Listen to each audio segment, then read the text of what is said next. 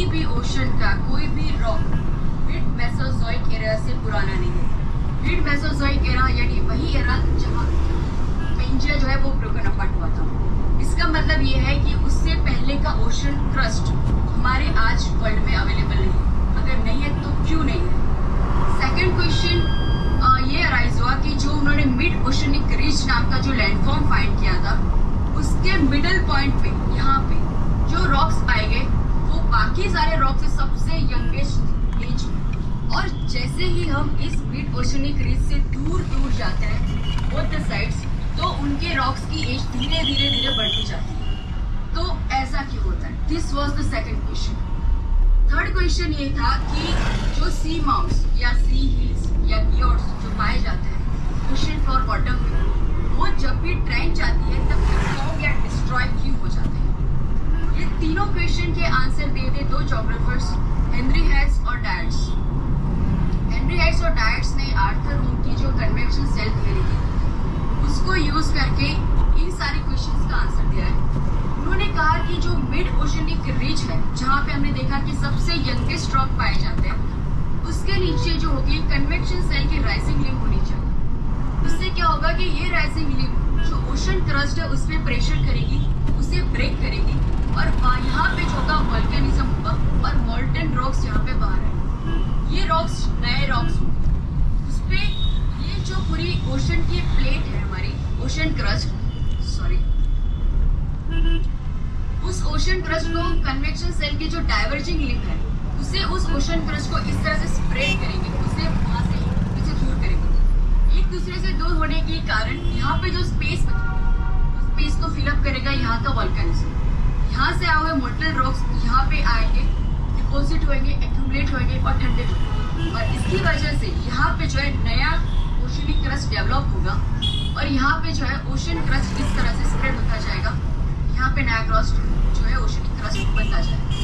इससे ट्रेंचेस के बारे में ये कहा कि जिस तरह मिड ओशनिक रिज पे यहाँ पे नया क्रस्ट डेवलप हो रहा है, उसी तरह जो ट्रेंचेस है उसके नीचे कन्वेक्शन सेल की डिसेंडिंग लिंक होनी चाहिए और उसकी वजह से ये जो ओशनिक क्रस्ट है किसी और प्लेट के साथ कोलिजन होगी, नजदीक आएगी और ये ओशनिक प्लेट है उस कोलिजन की वजह से सबडक्शन हो जाएगा उसका मेंटल में, और मेंटल में बहुत ही हाई टेम्परेचर होने की वजह से वो जो है मेल्ट हो जाएगा और डिस्ट्रॉय हो जाएगा, राइट। तो इसी वजह से जो है उसने कहा कि नया ओशनिक क्रस्ट जो है मिड ओशनिक रिज पे डेवलप होता है और ट्रेंच पे जो है ओशन क्रस्ट डिस्ट्रॉय होता है, राइट। और इसीलिए हमारे जो तीन क्वेश्चन थे वो भी आंसर हमने कर लिए कि क्यों यहाँ पे यंगेस्ट रॉक पाए जाते हैं, क्योंकि यहाँ पे नया क्रस्ट जैसे ही डेवलप होगा फिर वो यहाँ पे पास होता रहेगा, नया रॉक्स बनता रहेगा, इसलिए यहाँ पे यंगेस्ट रॉक है।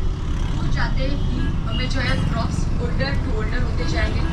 ट्रेंचेस पे पूरी जो प्लेट है सबडक्ट हो रही है, इसलिए यहाँ पे अगर कोई भी माउंटेन है, सी हिल्स है, तो वो इस प्लेट के कोलिजन के कारण, नीचे प्लेट जब जाती है तब उसकी कोलिजन के कारण वो डिस्ट्रॉय हो जाते हैं, राइट।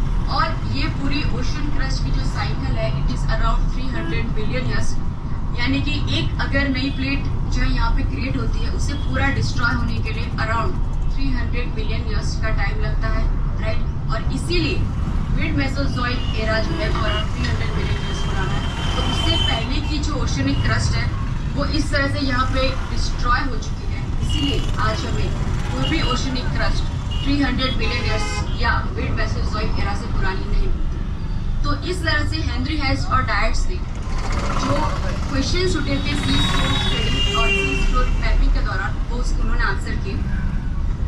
अब हम चलते हैं हमारी मेन और last theory, plate tectonic. This is the most important theory of geomorphology.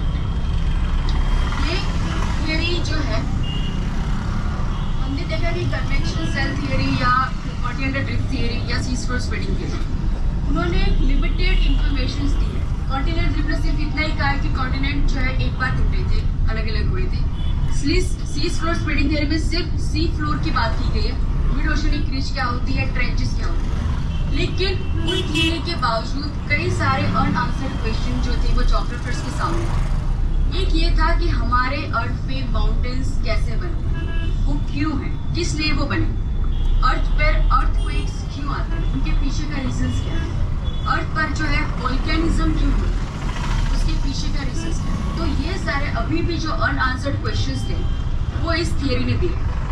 ये जो थियरी है वो किसी एक या दो जोग्राफर्स का काम नहीं है, बहुत सारे जोग्राफर्स, साइंटिस्ट, डिफरेंट डिसिप्लिन्स और जो फील्ड्स हैं उनमें से सारे साइंटिस्ट ने इकट्ठा होकर मिलकर ये थियरी बनाई है। और ऐसा कहा जाता है कि 1960s के दौरान जो भी सब